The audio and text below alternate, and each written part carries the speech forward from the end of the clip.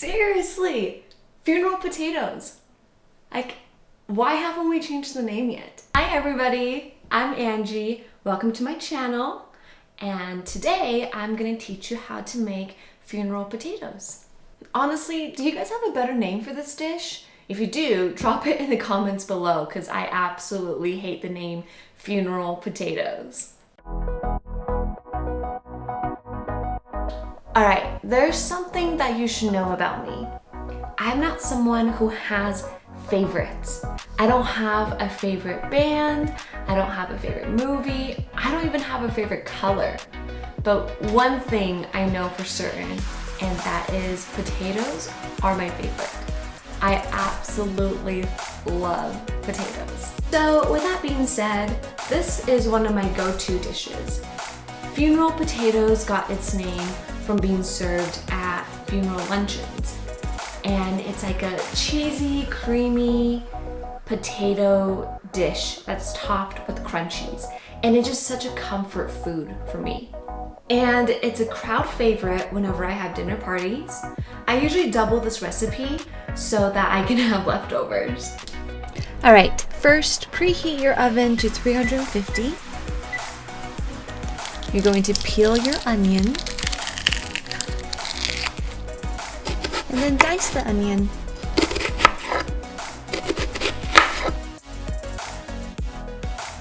Heat a drizzle of oil over high heat.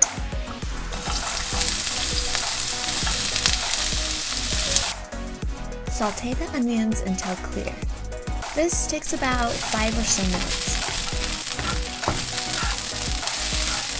Grab a big bowl and combine the sour cream, cream of chicken soup, melted butter, salt, pepper, shredded cheese, and onions. Mix that all together.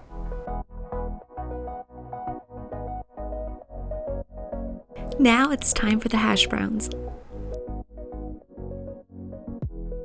Then mix until it's well combined. Take your glass baking pan and put the mixture into it. Smooth it out very evenly. After you do that, grab a Ziploc bag and pour cornflakes into the bag. We're going to do this twice with 3 cups each. And then you just crunch it up. Because everyone hates doing dishes, grab the same bowl that was used for hash browns and combine cornflakes and melted butter. Layer the cornflakes over the hash browns and then smooth it out. Make sure you get all of the edges.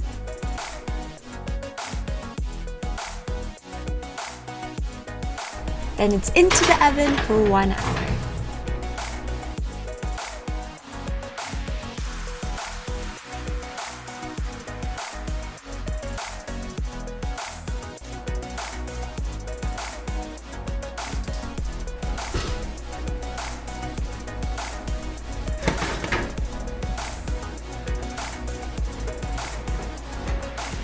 You can freeze this for up to 3 months. Just don't add the cornflakes beforehand. I recommend using a foil pan and make sure you thaw it in the fridge overnight and then just bake as directed. That's it. It's that simple and delicious.